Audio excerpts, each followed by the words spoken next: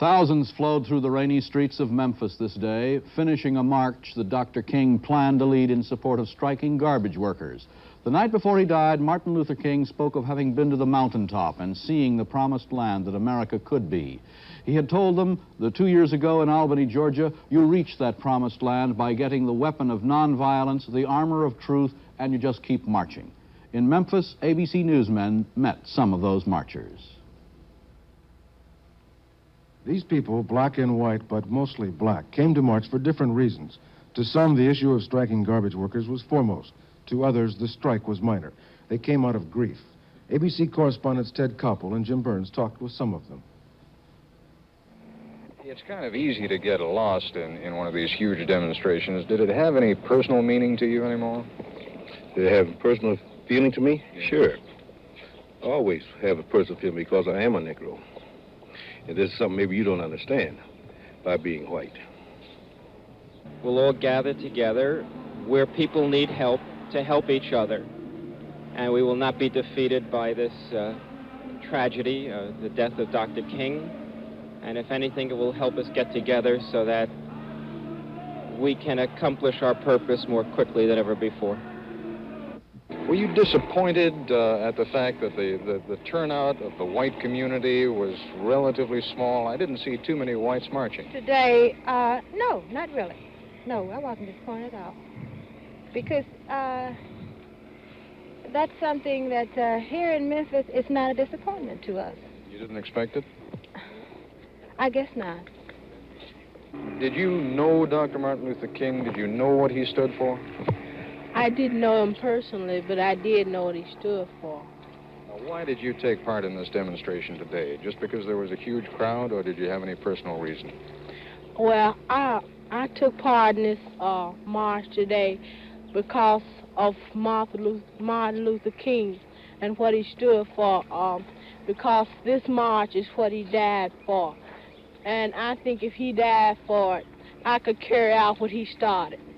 Now, do you know what he stood for? Yes.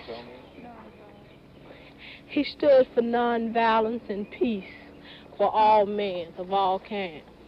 Do you believe in that? Yes, I do.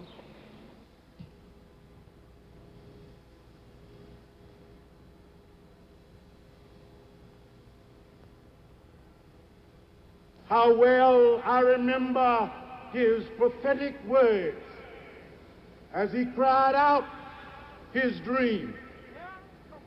A nation free from poverty. A nation free from injustice and inequality. Well, I want to say to Martin today, and I want to say to you today, that I do not have a dream, but I have a vision.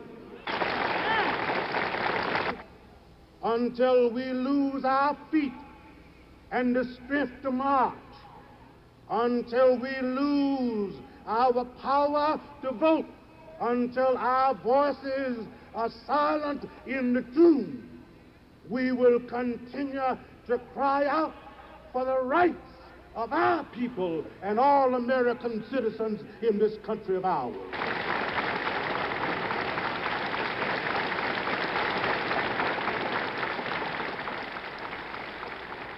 The new leader of the movement aroused the crowd, but on this one day, he was overshadowed by another voice. The widow of Martin Luther King spoke with an eloquence born of grief and a spirit sparked by hope. I was impelled to come.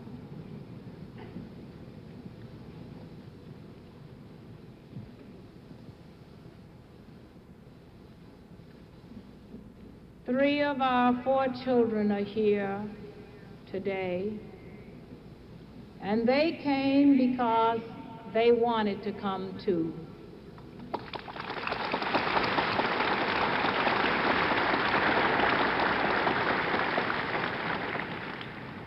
And I want you to know that in spite of the times that he had to be away from his family, his children, knew that Daddy loved them. And the time that he spent with them was well spent. And I always said, it's not the quantity of time that's important, but the quality of time.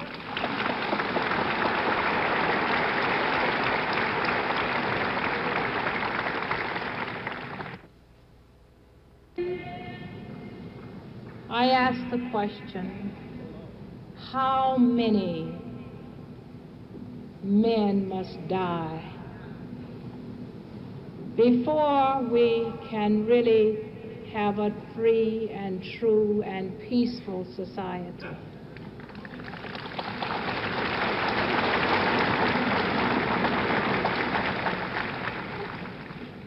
How long will it take? If we can catch the spirit, which I believe, and the true meaning of this experience, I believe that this nation can be transformed into a society of love, of justice, peace, and brotherhood, where all men can really be brothers.